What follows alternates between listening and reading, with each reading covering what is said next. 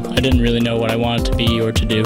I knew I enjoyed living things like people, plants, and animals. I liked taking things apart and finding out how they worked. Studying biology has let me do these things in ways I've never imagined.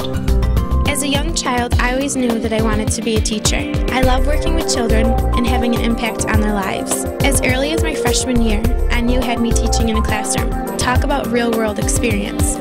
I was always artistic as a kid. In high school, I was first introduced to video production. Now, as a communications major at NU, I can further explore my creativity. When I was little, I always wanted to be an actress. Here at NU, I can explore my potential and enhance my acting in a fun and comfortable environment. Niagara University. An education that makes a difference.